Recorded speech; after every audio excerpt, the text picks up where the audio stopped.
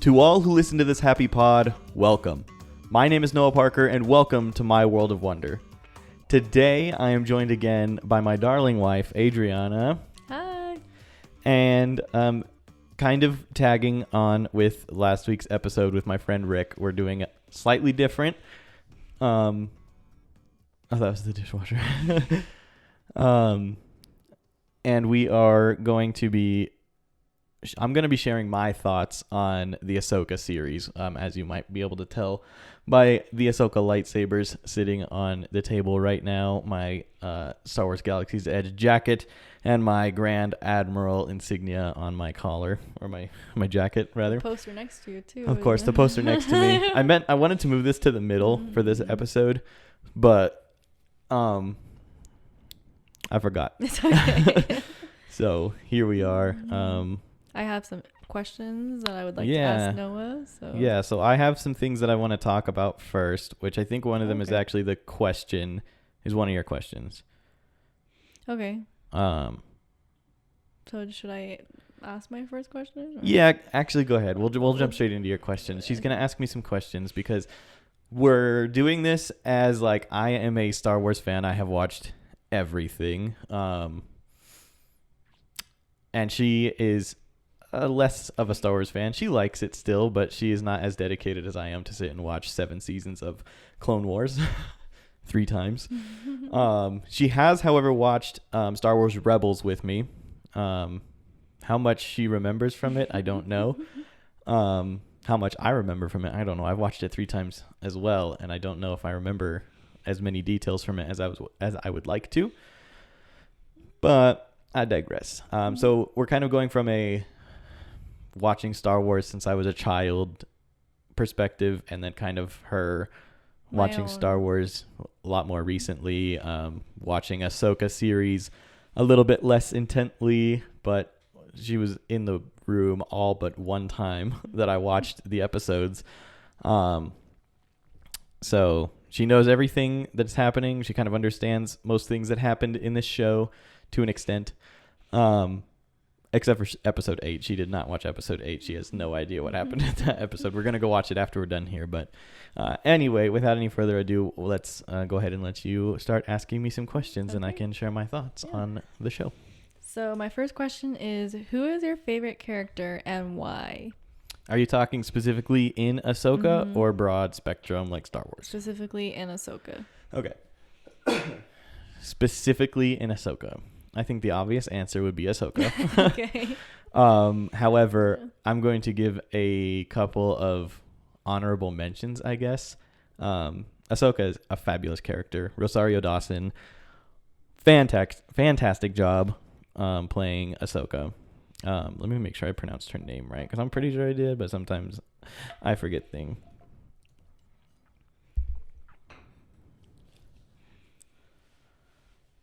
I guess I don't know if it's Rosario or Rosario. I'm pretty sure it's Rosario because it's an S and not a Z. Anyway, yes. She did a fantastic job playing Ahsoka. She had a lot of mannerisms that carried over from the Clone Wars, like things that you would, like facial expressions and mannerisms that Ahsoka had in the Clone Wars and in Rebels. She brought to life really well. So she was a fantastic, of course the show's about her. So that's awesome. You're kind of led to like her the best because it's literally her show. Just like in The Mandalorian, like Din Djarin is your favorite character, or Grogu, but that's who the show is about, is Din and Grogu. So what's the one show that we watched with, I forget already his name, the main character was... Which one? We watched several shows. One of the most recent shows we watched. Andor? Yes. Yeah. So like Andor. Yeah, exactly. When you watch Andor, like you're meant to like Andor better than everyone else.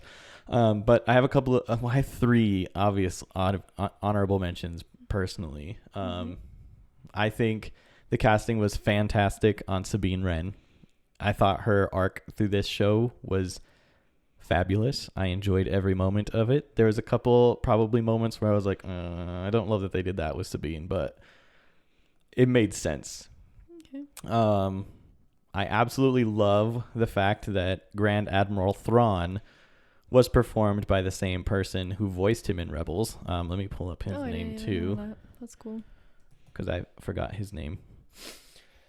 I'm not very good with character names Or or celebrity names. Yeah, I'm same. great with character names. I can remember the characters' names, but I have a hard time remembering the celebrity names. Where is he? He should be right near the top. Oh yes, Lars Mikkelsen. Nice. Mikkelsen. Mikkelsen. Okay. Yeah. Close enough. If it's not exact, it's close enough. But that's why I'm bad at celebrity names. I don't know how to pronounce some of them. Yeah, but no worries. but he voiced Grand Admiral Thrawn in Rebels. Okay. And he also played Grand Admiral Thrawn in the show, and that was an amazing choice because yes, you could have hired somebody who could have gotten close to sounding like Thrawn, but he doesn't look exactly like Thrawn. So at least he sounded like Thrawn, you know? Mm-hmm. And of course, Ezra was cast amazingly. I should have left that webpage open. I don't know why I closed it because I need to look and see who played Ezra again. I can't pronounce that. That's okay. They know who you're talking about. Does it give me a phonetic pronunciation if I click on it? I don't Probably not. That'd be too easy. Yeah, no. Eman Esfandi. Esfandi? Okay. I'm butchering that badly, but he was... I don't know any other actors, I guess, that could have played him. I didn't know about him either. He's kind of... I like that they cast Ahsoka like George cast A New Hope with a bunch of no-name celebrities. Not that they're all no-names, but like they're not impressively well-known. Like they didn't go out and grab Zac Efron to play Ezra, you know? Right. So yeah, those four, the people you'd expect. Okay. I probably would have liked Hera more if she was in the show more, but she wasn't in it a whole lot, so. Cool. All right, second question. Which episode is your favorite and why? Oh, okay. That was the question that I wrote. I was going to start it off that way, but I like that you added it here. Honestly, I have a hard time picking, but I am a huge fan of the original trilogy, or not the original trilogy, sorry, the sequel trilogy. Or I guess the prequel trilogy. Sorry, I'm messing things up right now. I need to take a nap. Very good. But yeah, episode 1, 2, and 3, and Clone Wars, and what those two things have in common, the prequel trilogy and Clone Wars, is Anakin Skywalker.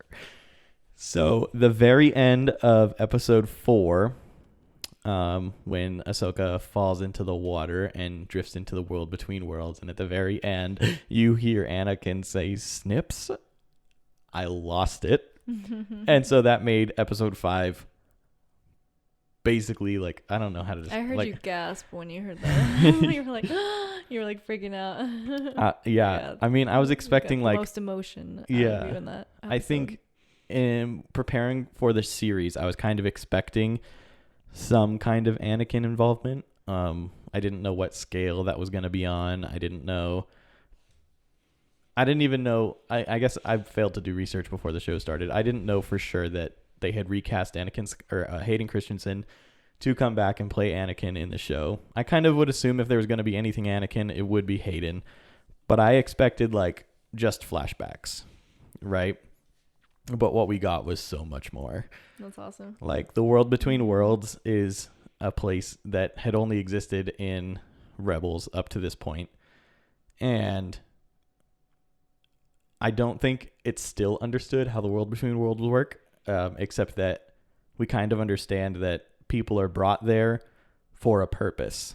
And Ahsoka was brought there in that episode to basically transform who she was, change her personality a little bit, I guess. Okay. A lot of people have been comparing it to like Lord of the Rings. Gandalf the Grey fights a guy on a bridge and comes back as Gandalf the White.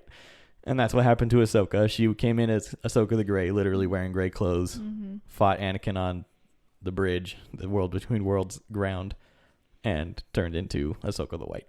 Oh, okay. So I loved that episode. I loved Anakin. I loved the flashback to the Clone Wars. That was amazing. Basically, that whole episode was like, I don't know if fever dream is the right thing to say, but like the whole time I was watching it, I was like, are we really seeing what we're seeing right now? Like it was so good. It was so good. Cool. My next question for you is, which episode was your least favorite and why? Okay, I had thought about including that when I was originally writing out the outline, like having my favorite episode, my least favorite episode, and I struggled with it because all of them were good. I loved all of them. Yeah. Like there was not an episode that I didn't like. I enjoyed every minute of every episode. I guess, okay, I'm going to go on a slight tangent here, and I'm going to say that episode 7 was my least favorite to watch. Not because I didn't like the episode, but because I follow this fella on YouTube named, well, I don't know what his name is, I guess, but I follow the Dano channel on YouTube, and I love watching his videos, first of all, but he also does live streams whenever there's a new show out, and like whenever there's a new episode, we... like his community, including me, because I love his stuff. Like he does a bunch of lightsaber reviews and a bunch of toy reviews for Star Wars, and I freaking love his content. And so, normally the episodes for shows would come out at midnight on like Wednesday. Well, I guess it would be Wednesday, because it'd be Tuesday at midnight, so it'd be Wednesday at that point. And I was always in bed, so I never got to really hang out and watch the show with him. But because this one came out so much earlier in the day, I was able to sit and watch every episode with the Dano community, and hang out with other people who were like me, like-minded, who love Star Wars, and especially the Dano community, because I know there's a lot of people out there who don't like the sequel trilogy. They don't like any of the new shows that Disney's putting out for it. But at the Dano community, we all love it. We're here for it. And I enjoy being in that positive environment. Nice. And it really felt like watching with at least Dano. I mean, a lot of people comment and you kind of interact with other people there. But it really feels like you're just hanging out with Dano and some friends. Yeah. Throwing back some drinks and watching a freaking awesome Star Wars show. And that day or that episode. Day, yeah. When episode 7 came out, he was on the Galactic Star Cruiser for the last voyage, or second to last voyage, so and he didn't live stream. Yeah, there was a live stream event made. Like you can schedule live streams and have it be like active, so people can use the chat box to chat with each other. But I remember that day being kind of busy, and I ended up watching the show like 2 hours later than I normally would have. So I didn't get to do that. I think I got stuck at work late. But because of that, episode 7 was my least favorite because I didn't get to watch it with my buddy Dano. But like, it's so fun to watch those episodes with him. And if any of you guys are looking for a live stream watch party, I highly recommend Dano's, because literally there was moments every single episode except for episode 7 where he would like, he kind of talks a little bit throughout the show. He's not like jabbering on. He's not distracting you from the show. He's literally like if you were sitting next to one of your friends watching it and they were just like point out something random. Yeah. And there was literally moments where he would say something and I would nod, like responding to him, and then realize like, oh, that's funny. You can't see me. But yeah, that's so funny. Yeah. So nice. Okay. I hope you listen to this podcast, Dano, or watch it on YouTube, because shout out. Yeah, you are a huge inspiration, and you are the reason that I got back into YouTube, honestly. Very kind. Okay, here's my next question. Do you feel like people need to watch the Rebels series before watching Ahsoka? I knew this was coming, and I've been trying to figure out my answer. I honestly don't think it is strictly required. Okay. I don't think it is necessary. I don't think you wouldn't enjoy it without watching Rebels. But I will say that it is very much so Rebels season 5, because there was 4 seasons of Rebels. Or was it 3? Now I'm second guessing everything. I'm pretty sure there's 4 seasons of Rebels. And this is season 5. So it wraps up, or it doesn't wrap up, but it continues every person's story except for one, which is Zeb. But I think his story's going to pick up in The Mandalorian. I think we're going to follow him in The Mandalorian. Okay. A lot of people were expecting him to show up in Ahsoka, but I don't know. I didn't really feel that myself. But okay. Cool. My next question. Oh wait, I guess I should add.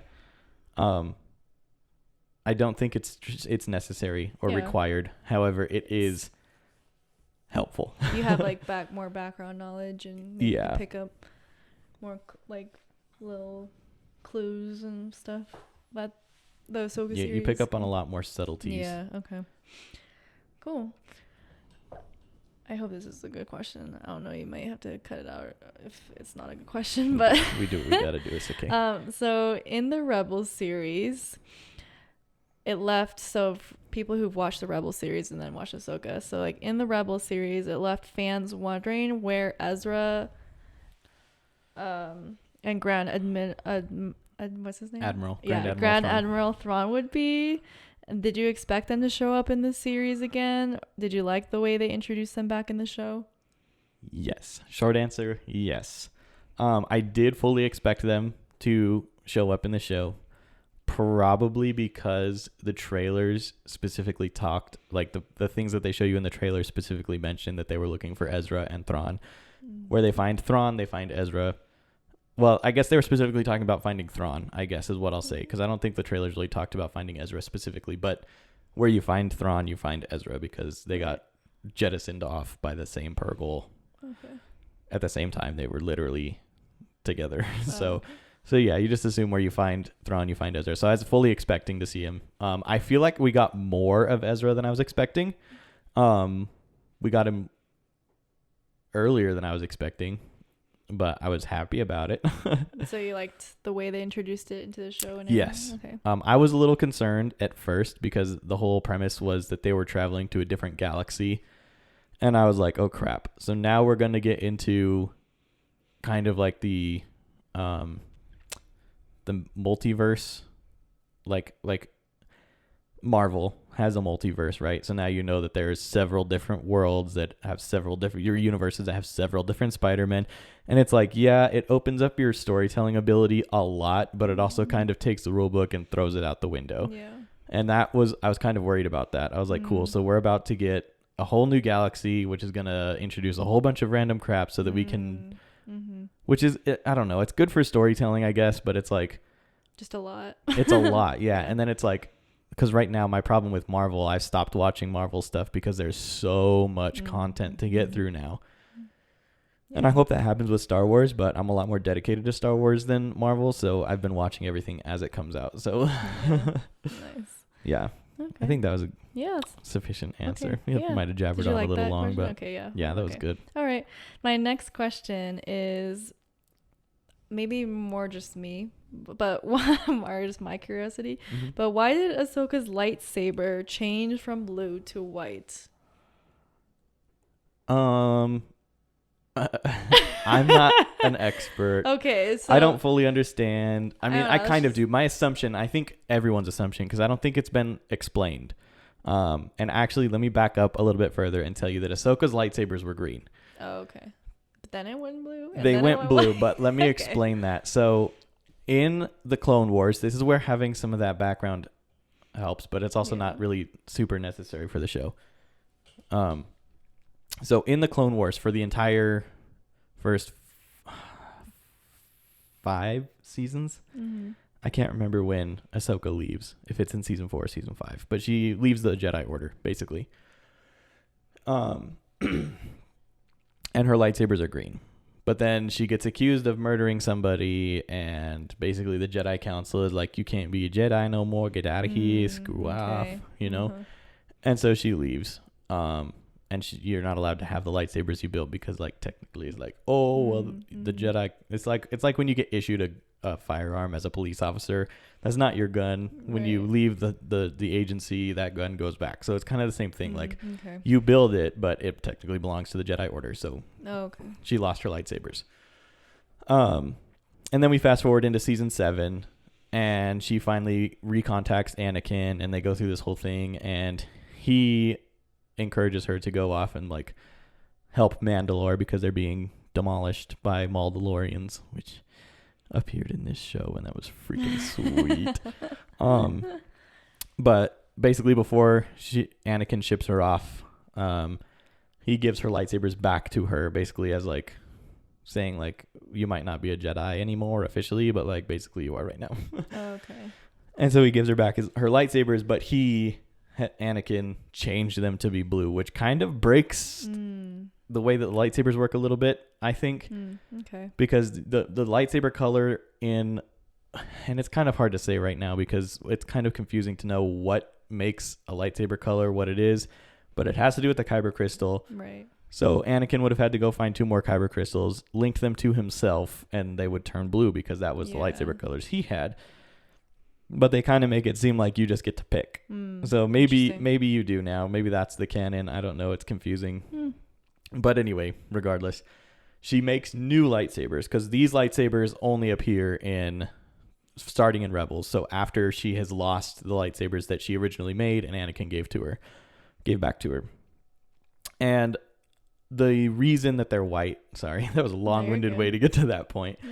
The reason that they're white, as far as I understand, is to show that she is not really, I guess they're trying to get that she is like centered in the Force.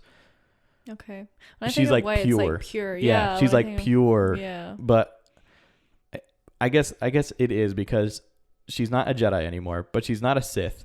She works. She's like in the middle. It's not even in the middle. Like maybe just. I guess maybe balanced, perfectly balanced, but okay. It's a little confusing because now anyway after the show, because I'm like, if she was pure enough for her lightsabers to be white, why did she need to go through the whole thing with Anakin in episode 5 to change to Ahsoka the white? Like she should have already been. Okay. If her lightsabers are white, she should have already been pure. And right. So I don't know. I'm confused on it, to be honest. But okay. I like the way the white lightsabers look, so I kind of don't care. Cool. Yeah.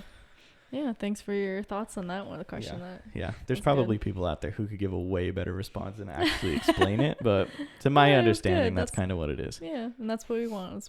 We're just your thoughts. This is my thoughts. That's what it says in the title. Okay, next one I got, and Jaikel and Ryder showed up unexpectedly in the Ahsoka series. Did anyone else like them show up in the series unexpectedly for you? Yes, a couple of them actually. The first one that comes to mind that actually, well, okay, first of all, let me back up. The first one that showed up, like I said, I wasn't totally expecting. I guess it's not so much the fact that he appeared, and it was more the way that he appeared, which I count as the same thing. Appeared unexpectedly. And that was Anakin, first of all. Anakin appeared, and I was shook. like you heard me. I was sitting on the couch. You're like, what? So invested in what was going on. I think you were washing the dishes because we had just finished dinner. And I literally was like, you're like, oh my god! I know. I'm leaning back to the microphone. I was like, I got so excited, and that was probably longest week of the last 8 weeks for me. Was in between episode 4 and episode 5 because I was like, I need to see what Anakin does now. I need to see Anakin. Let's get Anakin. Let's go. I need Anakin's story. So he showed up. I was expecting him to show up, but the way he showed up was unexpected. Nice. So he unexpectedly showed up. Nice. The other one that I was like, what? was C-3PO. Oh, okay. I think, that was episode 7. That was the last. So you should have seen that happen. You probably heard me squeal too. I did. Because like that one caught me so off guard. And I actually, I don't know if you were C-3PO. listening, but before you ever see C-3PO, that was a weird sentence to say. Before you ever see C-3PO in the episode, you hear an off-screen voice say, "How rude!" And that I was like, "Oh my god, it's 3PO!" Oh my god! And then out he walks, and I'm like, Nice. That they did that. That's cool. I was like, what I just did is exactly what That's really cool. Yeah. they were trying to do with that moment, was have him say that and have everyone watching go like, oh, it's C-3PO's coming, and then boom, there he is. Nice. So yeah, C-3PO, because that one caught me totally off guard. I would have never thought twice about like seeing C-3PO. Of course, it makes sense, but I'm like, wow. Yeah. So yeah, that one caught me so off guard. Nice. Were there any other ones, or was just those two kind Probably, but not as much. I don't know. Yeah, I guess fine. Enoch, who was like Thrawn's second-hand man, I guess you could say, showed up unexpectedly. Okay. But the only reason I say that is because no one knew he existed before this show, and he looks different from all the other stormtroopers. So it's kind of like, oh, that was an unexpected twist. I don't really like what they did with him, but it is what it is. Yeah. He's basically just Captain Rex, but for Thrawn instead of Anakin. So it's whatever. I didn't love it. I didn't hate it. I was like, that's a character right there. Yeah. Next question. If Ahsoka is trying to find Ezra, is it for the purpose of helping to rebuild the Jedi? Oh. Here's how I'm going to... Well, okay. This is my answer for that question. I don't think that it was Ahsoka's sole intention to find Ezra. It was definitely Sabine's intention to find Ezra. Sabine had no other motive but to find Ezra, because she realized, okay, all throughout Rebels, he's like hitting on her and like being like, ooh, you should be my wife. And the whole time she blows him off. But then the moment he disappears with Thrawn, I think honestly, she kind of goes like, oh, I love you. Too late. So Sabine, I think, is in love with Ezra. That's neither here nor there. Maybe it's more of like a sibling relationship. I don't know. Not everything has to be falling in love and getting married. Maybe it's just like you were like, wow, I really liked that kid, and now all of a sudden he's gone, and now I realize how big of a hole I have. But the reason I think it's deeper than that is because she lives in his apartment on Lothal when we first see her come into this show. But so it was Sabine's sole intention to find Ezra. I think that Ahsoka's intention was to basically discover if Thrawn was actually still alive. And if he was, to basically put that to an end. And if she happened to find Ezra along the way, that was great. Right. Okay. But I don't think that was Ahsoka's intention. Okay, I didn't get that. I mean, maybe I missed it in like the subtext, you know? You kind of missed some of the reading between the lines thing. Yeah. I don't feel like she was super intent on finding Ezra. Okay. I think she was like, if I find him, that's great. But the main thing is like, if Thrawn is still alive, we have a problem, especially if he's trying to come back. Okay. Nice. My next question.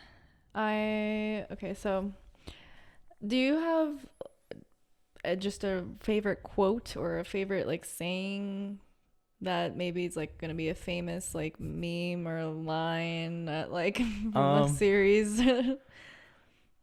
Like, you know, obviously, like the famous Star Wars, there's a lot of like, one-liners. May the Force be with you, or like, Luke, I am your father.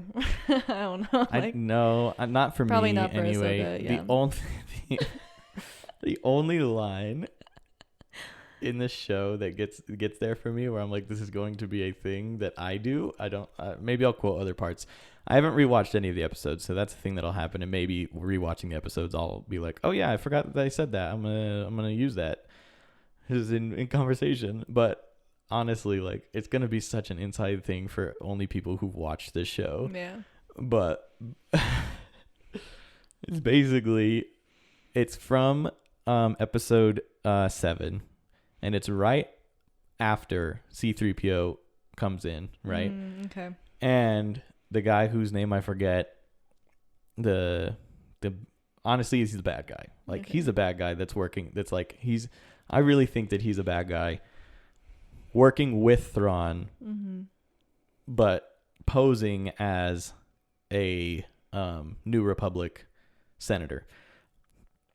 We'll get into that can of beans later if that comes to fruition. But I just feel like he was working against them the whole time, and it was intentional, but maybe it wasn't. But anyway, so he says basically like, we can't accept evidence provided by a mere droid, right? And 3PO, first of all, was like, what? Oh, me a droid. But Chopper in the background goes, "Quack, quack, quack." And the thing with Chopper in the show, in Rebels, because Rebels was an animated series, of course. So you can get away with a lot more goofy things than you can in like live action. Yeah. Well, you could have, but now that we literally brought a animated show to live action, you can kind of get away with it. But all of Chopper's like wah, wah, wah, wah, wah, wah, wah. All the sounds he makes, like you can like in your head you can pair words to him, right? Yeah. You kind of know what he's saying. Like you get a vibe, you kind of understand Chopper even though he's not speaking English. That's right? Hilarious. But in that moment he goes quack quack quack. So it's like and if you're not, that's WTF. That's hilarious. Yeah. Nice. And so it's so funny. That is hilarious. It cracked me up when it happened. And I feel like that has become a meme instantly. Like I was just on Instagram earlier today scrolling through things. And it was like a photo of the senator. And he's like, we can't accept evidence provided by a mere droid. And then the next one is Chopper. Like, he's like sitting in a chair and he's like, and I took that personally. It's like that instantly became a meme. And I really enjoyed that. But Chopper is such a funny character. Yeah. But nice. The only reason he didn't make my favorite characters when you asked me about that earlier is because he's CGI. So, but he's a great character. But being an actor, which you guys will hear about next week, being an actor, I gravitate towards the people. Yeah. Okay. CG characters are awesome. They're doing so amazing. It's cool just at bringing those characters. These days. You can't even tell Chopper's CG most of it. Not even. I'm not gonna say most of the time. You can't tell he's CG. The only reason you know who he is because, like, I don't think you could. Well, I mean, you could make a puppet of that, but you have to CG some of it to bring the life to it. But so good, so good. I'll tie these two questions together. Did you like the ending of the series? And out of 5 stars, what do you give the series? Again, short answer, yes. And 5 out of 5. Okay, good. 10 out of 5 was so good. Nice. I loved it, but I'm also a Star Wars fanboy. They could probably put out just about anything, and I would probably like it. I mean, there's limits, but I didn't really like the Visions stuff. Sorry, I'll bounce back to that really quick. I didn't really like the Star Wars Visions shorts that they put out, but that probably stems mostly from the fact that it was anime. It's not canon stuff. It's not like stuff that happens in Star Wars. It's just a fun animation thing. And from that, I thought it was cool. Okay. But I don't really like anime, so it wasn't super great for me. So maybe they can't put out anything and I'll like it. But I liked the way it ended.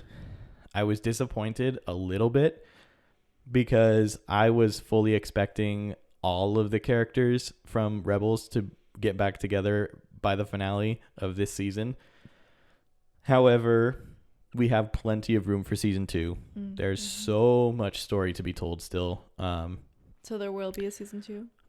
Well, there has to be. Yeah, okay. There's no way they end it there. If they do, I'm going to cry. But Filoni is making a full-length movie to wrap this, the Book of Boba Fett, and The Mandalorian up. And there's probably other stuff that'll be involved too. But did it end in a cliffhanger?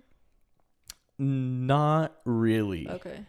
I think a lot of people were expecting a huge cliffhanger, and it wasn't really a cliffhanger. And the reason I say that is because, like, yes, Ahsoka and Sabine are now stranded on Peridia, which is where Thrawn and Ezra had been for the last 30 years. I don't know how long it's been, but it felt like it seemed because it comes after the end of the Empire, and so, I don't know, maybe 10 years, maybe 5-10 years, something like that. I'm not super sure on the timeline there, but I lost my train of thought. Okay, yeah, but so they're stranded on Peridia now, and so it's less of a cliffhanger, I feel like, than Rebels ended on, because at the end of Rebels, you're like, oh my God, is Ezra gone? Is he forever? Is he dead? Right. Yeah. Is Thrawn gone forever? Is Thrawn dead? But at the end of this one, you know everyone's alive. Yeah. Okay. And you also know that it's possible for them to get Sabine and Ahsoka back, because they got there in the first place on purpose. Like when Ezra and Thrawn went on the Purgle, it was like an accident. They didn't know where they were going. Nobody knew where they were going. Yeah. But now they've done it. Okay. So now they can can they do it on purpose? Maybe. Right. Probably, in my opinion. It seems a lot more within reach than it did before. So it doesn't feel like a cliffhanger to me. Okay. But yeah, I did expect to get to see all 4 of them together again. The 4 of them being Sabine, Ezra, Hera, and Chopper. And like I said before, I didn't expect to see Zeb. Yeah. But I was expecting all 4 of them to get back together. But it makes sense that Sabine and Ahsoka are now stuck. Okay. I also think it kind of, if they end Ahsoka's story there, I'm like, that makes things a lot neater. Because she has nothing to do with any of the movies that exist beyond. Right. Well, she doesn't have anything to do with any of the movies, honestly, except for the Clone Wars movie. Okay. But she doesn't exist in the original trilogy or the sequel trilogy. Like, you don't hear any mention of her, except I guess in episode 9 you hear Ahsoka's voice when Rey is like, "I'm a Jedi now." Oh, okay. Well, that's the only part of that movie I don't like, where she just like hears a bunch of voices and she's like, "Oh, suddenly I'm a Jedi." That's funny. But you do hear Ahsoka's voice. Oh, interesting. But other than that, you don't ever see Ahsoka again. You never hear about her again in those movies. Granted, that is the Skywalker saga, so maybe she exists somewhere else, and it's just. But you would feel like she's pretty important. Right. But. Nice. I'm like, this is a nice way to get rid of her without killing her, because that's what they had to do in Rogue One, because none of those characters existed in episode 4. So they're like, we have to get rid of all these people. So they literally killed them all. Okay. And I'm like, if this is how Ahsoka's story ends, it's neat and tidy, and we don't have to say, oh, Ahsoka got murdered. Yeah. Well, we'll see. We'll see if there's a season 2. Yeah. Cool. Oh, I will also add that I really was intrigued by the end. When Balin is standing on the statues on Peridia, which you haven't seen this yet, so you don't even know, but it's probably the one. No, you might have understood it a little bit, but you probably wouldn't have fully understood what he was standing on without watching the Clone Wars. Because in the Clone Wars, Anakin, Obi-Wan, and Ahsoka get stranded on this planet that I can't remember the name of.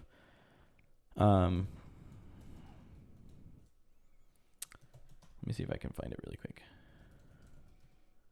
He's stranded on a planet. I guess they're called, the Mortis gods. That's it. So the Mortis gods are like the embodiment of the Force.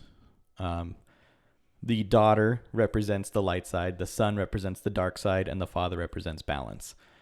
In the Clone Wars episode, I'm so fuzzy on the details, but all 3 of them die, which breaks the Force a little bit, because they're what holds the balance together, more or less. And it doesn't break the Force, because the Force still works the same way. But I don't fully know what the impact was of it, to be honest. I need to rewatch all that and kind of feel it out again. But so at the end of episode 8, one of the last scenes is Balin standing on top of the hand of a statue of an old man who is the father. And as the camera pulls out, the statue of the son is right next to him on his left, so the right of the camera view, and the daughter would be on his left. I'm backwards. The son was on well, no, I said that right the first time. The daughter would be on his right, but the left for the camera view. I said that right the first time. But the daughter's head is missing. And because the daughter represents the light side, it's kind of like, I'm like, well, that's kind of foreshadowing things. But Balin Skull's whole thing is that he wants to go back to the beginning, which he believes is on Peridia. And basically, I don't know what he's trying to do, but he's basically trying to stop the back and forth between the light side and the dark side, and literally just balance everything, I think. So I thought that was cool. That was a neat touch that a lot of people wouldn't understand or really get. Okay. But yeah. Nice. Those are all my questions. Excellent. I don't Yeah. know how long we've been running. According to the audio recording, we've been going for 45 minutes, and I talked for probably about 10 minutes before we really got into it. Maybe not 10 minutes. Probably, well, I don't know. I don't know how long, but well, let's assume about 40 minutes right now. Let me see if there's anything I want to add really quick. I'll kind of give my closing remarks, I guess. Any last sayings? Yeah. Okay. So in my podcast with Rick last week, I talked about one of my hobbies, which is cubing. And for those of you watching on YouTube, I brought out a thing called a megaminx that I described as a dodecahedron. If you're listening on Spotify, Apple Podcasts, I will post pictures of what I'm about to say on my Instagram, and maybe I'll do a short TikTok of it because we're on TikTok now, unfortunately. I'll post a short video about what I'm talking about right now, or you could just head on over to the YouTube channel and see it. But so the Rubik's Cube is a dodecahedron, and it is a twisty puzzle.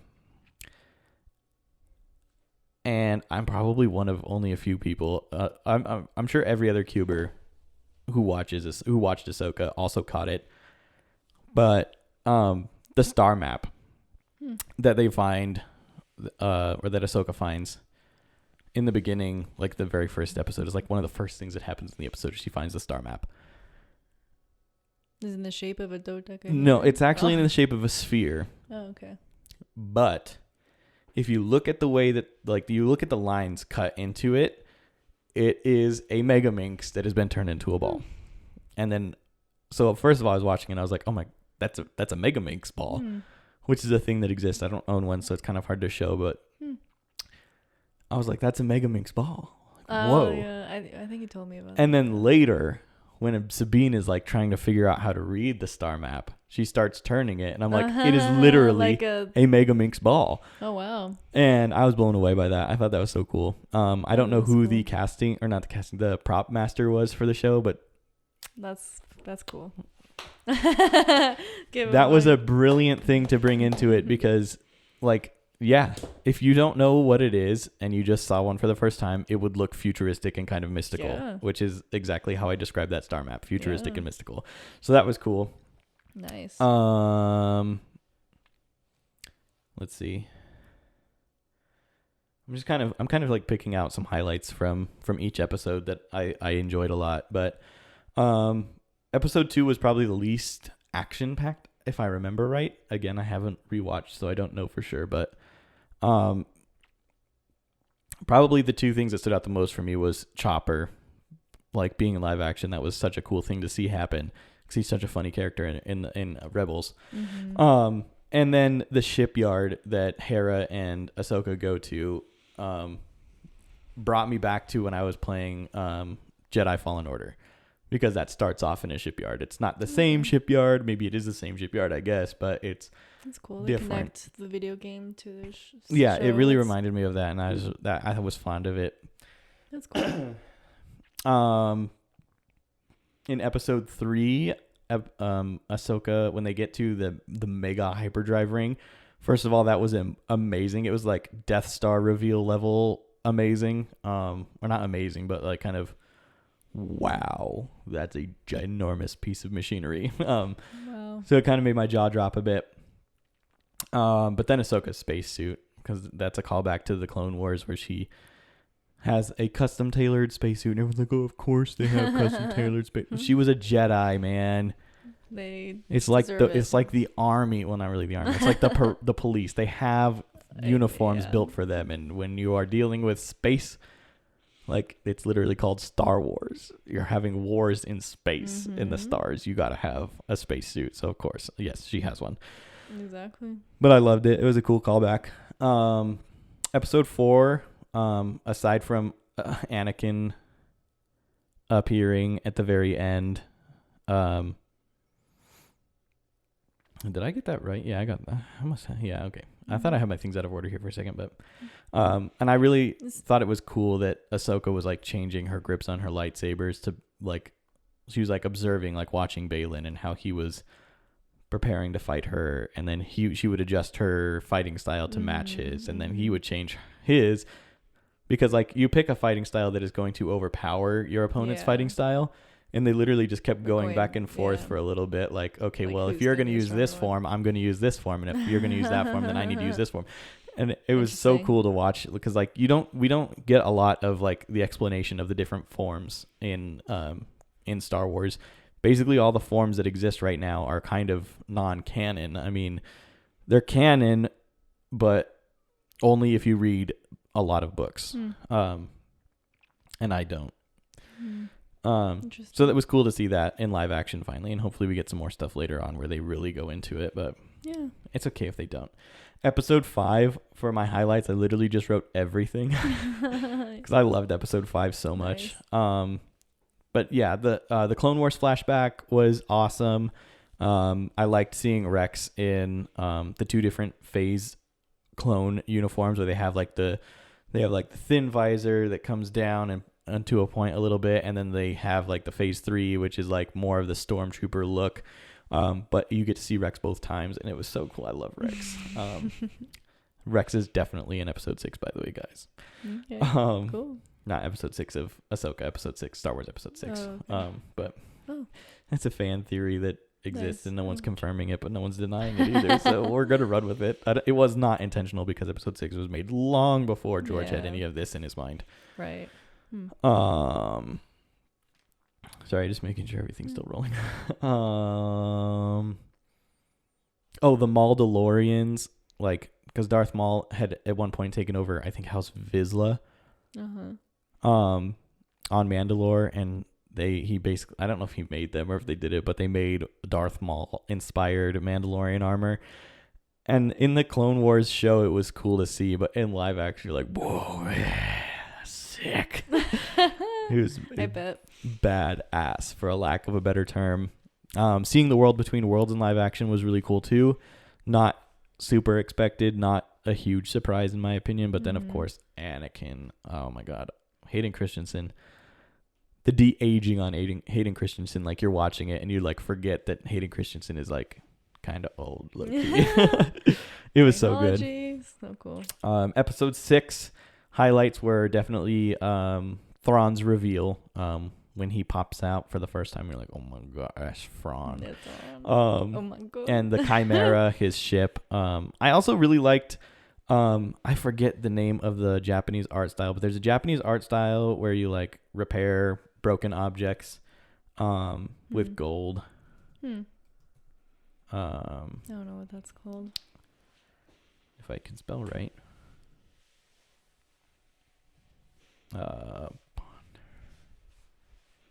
Pottery with gold.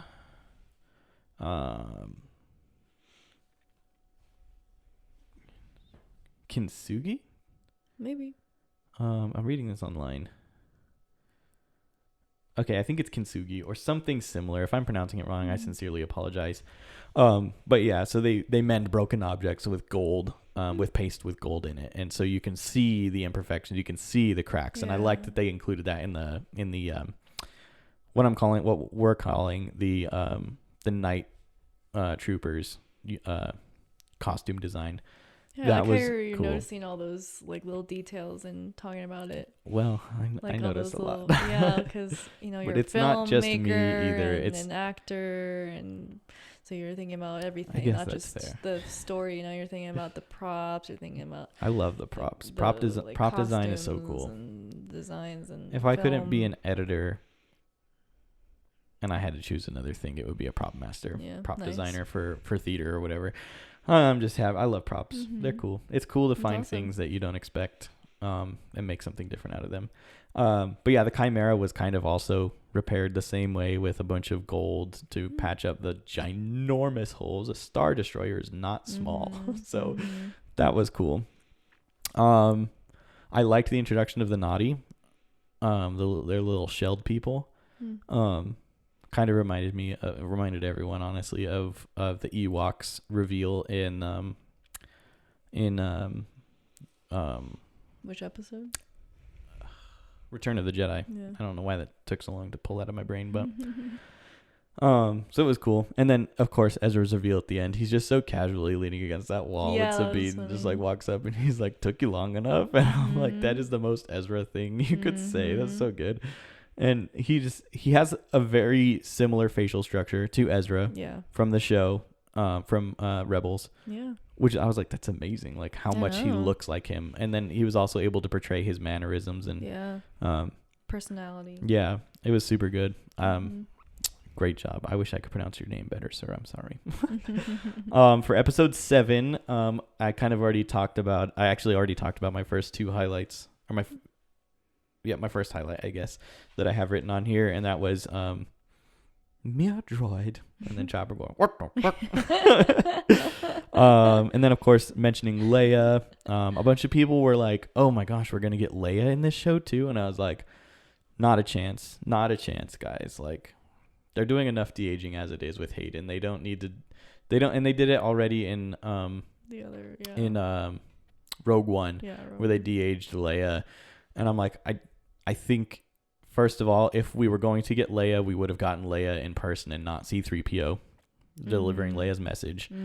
So as soon as I saw 3PO, no. Okay. And I didn't expect her to. I wouldn't expect her to, because you're beating a dead horse with a stick at that point. And I'm like, we don't need to see her again. Like we get it, you know. Would it be cool to see her? I wouldn't complain about it, but I don't think it's necessary, especially since C-3PO is a never dying being. We don't need she can just send 3PO everywhere. Anakin's training holograms were awesome, and that called back to Rebels as well, where Ahsoka is watching some old videos of Anakin talking her through training, and that I find so amazing, and that's why she's such a good fighter with lightsabers. Why she can duel with lightsabers so well is because she has been watching these holos of Anakin for decades. So I thought that was a nice callback. It was elegant, I think. And of course you got to see Anakin again. So I was like, already. This was a thing that I didn't like, but it's a thing that stuck out super not bad, but it stuck out for me. Yeah, stuck out like a sore thumb to me. It's like one of the things that when I think about the episode, it's one of the things that is forefront, I guess. And that is when Ahsoka arrives with wow, I'm drawing a blank on his name now too. I need to go to bed. It's definitely getting late. Dang it. I'm gonna remember it as soon as I pull this up. Hu Yang, of course. So when Ahsoka and Hu Yang arrive on the planet that I've been saying all night, and now I can't remember it either. We're gonna wrap this up short, guys. Don't worry about it. I'm almost done. I'm gonna go take a nap or go to bed. I guess it's nighttime. But when they jump out of hyperspace with the Purgle, and Thrawn has had them put mines basically right in their path, and you start seeing all those Purgle get hurt by all these bombs and stuff. Like that was probably the only moment in the show where I'm like, I feel physical pain watching these Purgles get hurt. I'm like, oh, these like space whales are so cute. They didn't do anything to you. How evil. So it hurt so bad, but I'm glad they got away. They're just like, nope, I'm out of here. I think a couple, I don't know, I don't remember now because I think I was like kind of like trying to block it out of my mind, but I think a couple of them got demonetized. Rude. Hold on, guys. I gotta start rolling into the camera again for just a couple of minutes. Okay, sorry. I'm bad at this. I need a camera that doesn't stop recording after 30 minutes because it's getting super annoying. But anyway, so as I was saying, I think a couple of like I said, I got to go back and rewatch. I think a couple of the Purgle got demonetized or muertoed, as I like to say. But most of them, I think, got away with some minor cuts and bruises, but they're space whales, so they probably have magical ways of healing themselves. So, that was my highlights for for episode 6. Or episode 7. There was so many more things that happened, but I had to just pick a couple. So, episode 8 is probably where I went the most overboard picking highlights. Not overboard, but I just like one that you saw. Yeah, I just saw it last night, so it's pretty fresh in my mind. First of all, it was like the first thing that I was like, whoa, was when Morgan Elsbeth is like assimilated into the Night Sisterhood. Like she was like capable of using the Night Sister magic, and I guess I don't know. I think she was a descendant of the Night Sister, but she was never brought up as one, I guess. So her like becoming an official Night Sister was kind of epic, honestly. I'm gonna be honest, I didn't love the Night Sister sword that they gave her, which you'll see later. They gave her this sword that burns with green fire because the Night Sisters use green magic. When you see green smoke or green mist coming out of people in Star Wars, it's Night Sister magic that has brought that thing or person to life. Okay. And my problem with it's okay, like it is what it is. Like I'm not pissed about it, but I don't love it because like I'm just kind of getting tired of and there's another thing that can fight against a lightsaber. And there's another thing that can fight against a lightsaber. Like it's like you're invincible almost. Right. It's like, of course there's more things that can just literally magically appear. For plot convenience, I yeah. guess. And it's fine. Like, I think in the original trilogy, it was kind of assumed that nothing could stop a lightsaber. Like a lightsaber was the end all be all to weapons. And you get into the prequel trilogy and you're like, okay, well these like electrified staffs kind of make sense to be able to fight against them. Like they're also emitting plasma just differently than a lightsaber. So that's okay. And then you get into like Beskar, which that one is fine with me too. I don't mind the Beskar being able to fight against lightsabers. And maybe the Night Sister sword is made out of Beskar, but I'm like, can we just stop making things that can fight against lightsabers? Like this used to be such an invincible, powerful weapon, and now it's like just a sword that glows. Yeah. And it kind of takes the epicness down a notch. Like I said, I'm not angry about it. I don't hate it. I'm not mad that they did it, but I'm like, if we get another show and there's another thing that can fight against a lightsaber, I'm gonna lose it. It's understandable. I'm like at my breaking point. But anyway, I'll move on. Another thing that stood out was like when Thrawn has sent the TIE fighters to go kill. He sends them to go kill Sabine, Ahsoka, and Ezra. And watching them drop behind him was so epic. I love watching TIE fighters drop from ships, but behind Thrawn, like he just carries himself in such a way where he's like, yeah, I'm a badass and I know I am. And watch these TIE fighters drop behind me. And I'm like, whoa, there we go. Another highlight was Ezra building himself a new lightsaber. Okay, but I also have to back up and say it was awesome to actually watch in live action a Jedi build their lightsaber. Has that not never happened Not before? in live action. There was a sequence filmed for Return of the Jedi of Luke building his lightsaber, but it ultimately got cut. Oh, okay. So like the footage exists, you can see it, but it's that moment is technically not canon. Yeah. But Ezra's is fully canon. So it was really cool to watch a Jedi build his lightsaber, and it honestly sent me back to Savi's workshop, and I'm like, yeah, you don't do the same thing, but like there's physical, like, because like I guess in Clone Wars you see like the younglings building their lightsabers using the Force, but watching Ezra assemble his lightsaber by hand was like, okay, so when I'm in Galaxy's Edge and I'm at Savi's workshop building a lightsaber, it's like legit. Yeah. It's not like, oh, well, you don't have the Force, so you have to do this. Like some Jedis also use their hands. It's okay. Nice. Actually, I take that back. I think Luke's sequence was not using the Force. I think he built it by hand too, like Ezra. I don't remember. It's hard to find it, and it doesn't really exist, but it kind of does. So it's one of those things. Yeah. However, it was cool to watch him build a lightsaber, but I was also like, bruh, because in the episode before, in episode 7, he's literally like, I don't need a lightsaber anymore. The Force is my ally. Yeah, he's like, I literally don't need the Force. I don't need the lightsaber anymore. I just have the Force. That's all I need. And then literally, because like, yes, it was a week span for us, but it was hours, if not minutes, in universe. And I'm like, you literally just said you don't need a lightsaber, and here you are, like hours later, building a new lightsaber. Like, but I'm glad he did. because it was really cool to watch Sabine, Ahsoka, and Ezra all fight with lightsabers. Oh, that's the last thing I'll mention here, but I'll move on some more. The freaking zombie troopers were epic. That was another character, I guess, that appeared that I wasn't expecting. I did not expect to literally watch them kill stormtroopers, and then those same stormtroopers literally stand up and start chasing them again. I was like, ah! Wow. That was gnarly.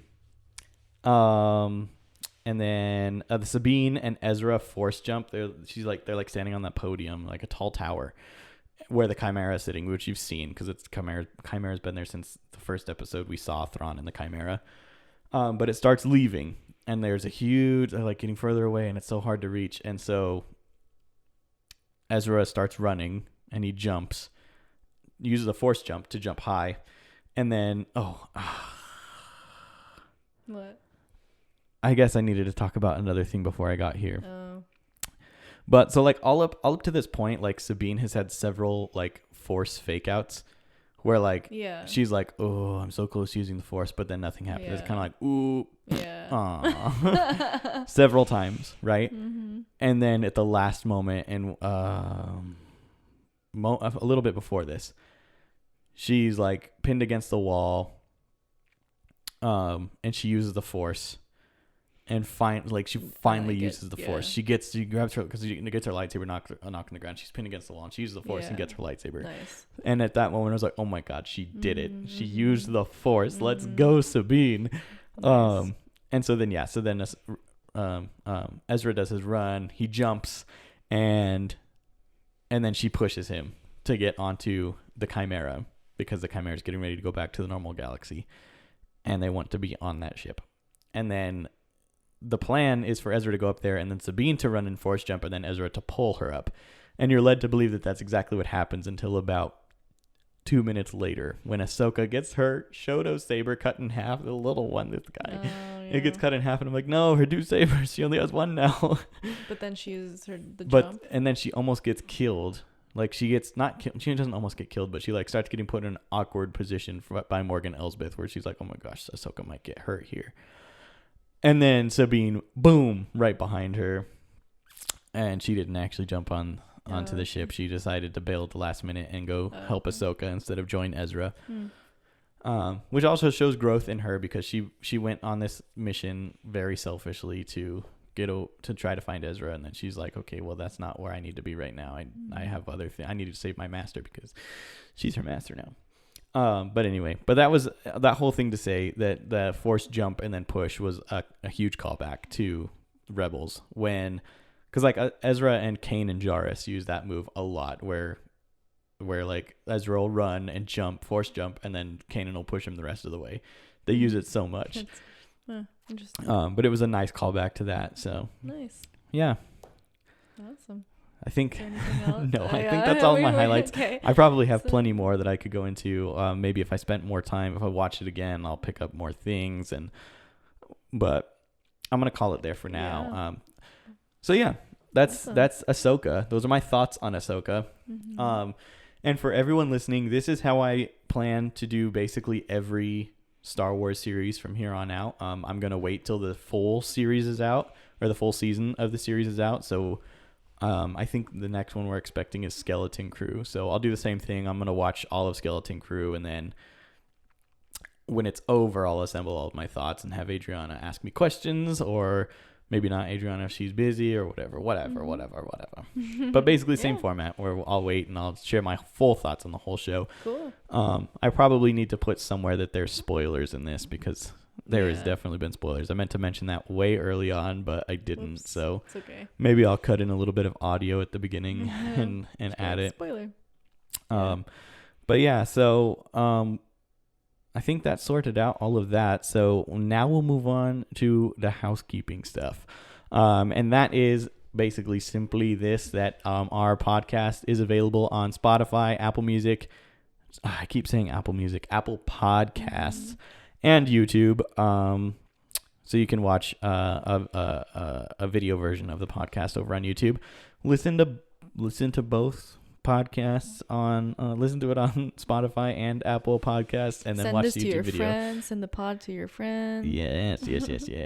To your Coworkers, your grandpa.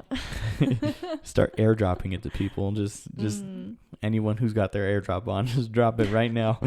But yeah, so, and like I said earlier, we do have a TikTok page now.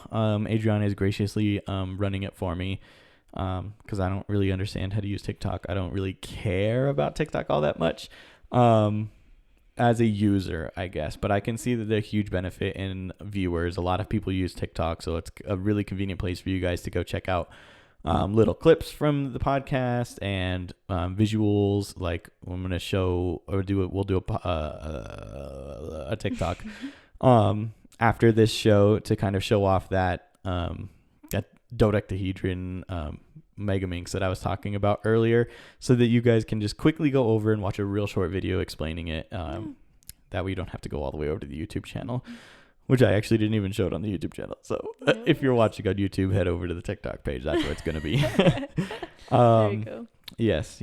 Excellent. And on TikTok, it is at the Noah Parker. No, it's not. It is at Noah Parker's World of Wonder. Just like the podcast. Follow it, share it with your friends, and start liking some of the videos we've got up there. We need this to blow up. Let's go, guys. And then, of course, the podcast is on Instagram. I'll post probably the same video on Instagram as well. And that is at the Noah Parker channel. Sorry, I got to back up. It is not. This is why I need to write this stuff down. It is at Noah Parker _channel on Instagram. Or you can follow the pod directly, which is at Noah Parker's World of Wonder. And that's Instagram, where I'm going to have stuff posted. It's time, guys. I got to go to bed. I've been up a very long time today, and we probably should have recorded this yesterday because it's almost 10:30 at night, and I've been up since like 6:30. So it's okay. I'm going to go to bed. And until next time, guys, let the wonder take hold.